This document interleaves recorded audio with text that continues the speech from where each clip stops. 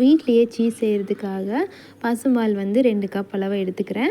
இது பார்த்திங்கன்னா 250 ml cup. So இந்த கப்பில் 2 கப் அளவு பால் வந்து நான் எடுத்துக்கிறேன். பாலை வந்து ஒரு பாத்திரத்தில் ஊற்றுனதுக்கப்புறமா அடுப்பை மிதமான சூட்டில் வச்சுட்டு நம்ம விரல் வச்சு பார்த்தோம் அப்படின்னா லேசாக சூடு வந்து இருக்கணும். ஸோ பால் வந்து கொதிச்சு பொங்கணும்னு அவசியம் இல்லை.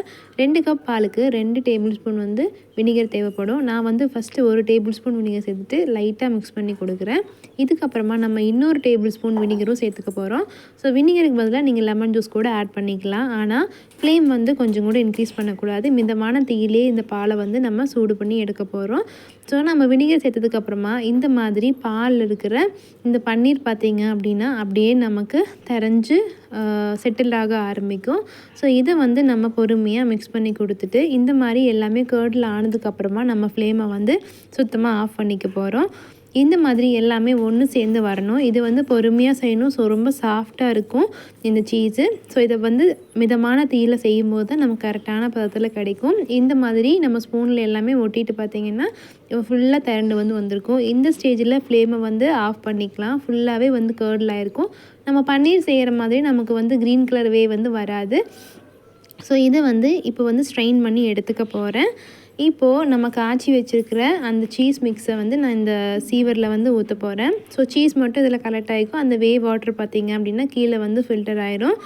இந்த மாதிரி மெதுவாக இது நம்ம ஒரு ஃபில்டரில் வச்சு இதை நம்ம ஃபில்ட்ரு பண்ணி எடுத்துக்க போகிறோம். ஸோ சீஸை வந்து நம்ம தண்ணி இல்லாமல் பிழிஞ்சு எடுக்க போகிறோம்.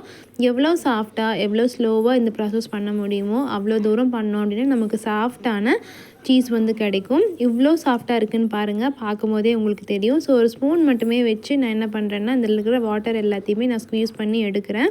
இது ரொம்ப பொறுமையாக பண்ணணும். ரொம்ப அழுத்தம் கொடுத்தோம் அப்படின்னா இந்த ஸ்ட்ரெயினரோட ஸ்கின்ல பார்த்திங்கன்னா எல்லாமே ஒட்டிக்கும். இப்போது அந்த நம்ம ஸ்ட்ரெயின் பண்ணி வச்சுருந்த வாட்டரில் பார்த்திங்க அப்படின்னா கொஞ்சமாக சால்ட்டு சேர்த்துட்டு அதை லைட்டாக வந்து சூடு பண்ணி எடுத்துக்க போகிறேன்.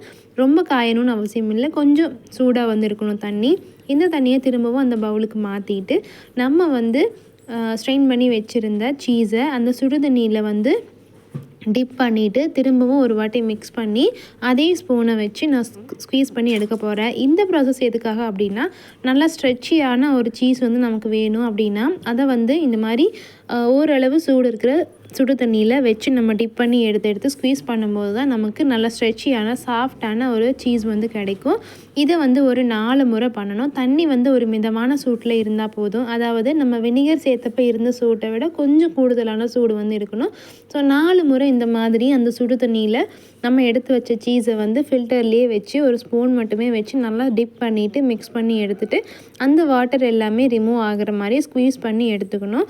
ஸோ எவ்வளோ சாஃப்டாக இருக்குதுன்னு பாருங்கள். இதே சாஃப்ட்னஸ் கடைசி வரைக்கும் மெயின்டைன் ஆகணும். அப்போ தான் நம்ம பீஸாவில் யூஸ் பண்ணும்போது சரியாக இருக்கும். ஸோ 4 முறை எடுத்ததுக்கப்புறமா இந்த மாதிரி ப்ளைன் வாட்டர் கோல்டு வாட்டரில் என்ன பண்ணுறோன்னா ஒரே ஒரு முறை இதை டிப் பண்ணி ஒரு வாட்டி வாஷ் பண்ணி ஸ்க்வீஸ் பண்ணி எடுத்து வச்சுக்க போகிறோம்.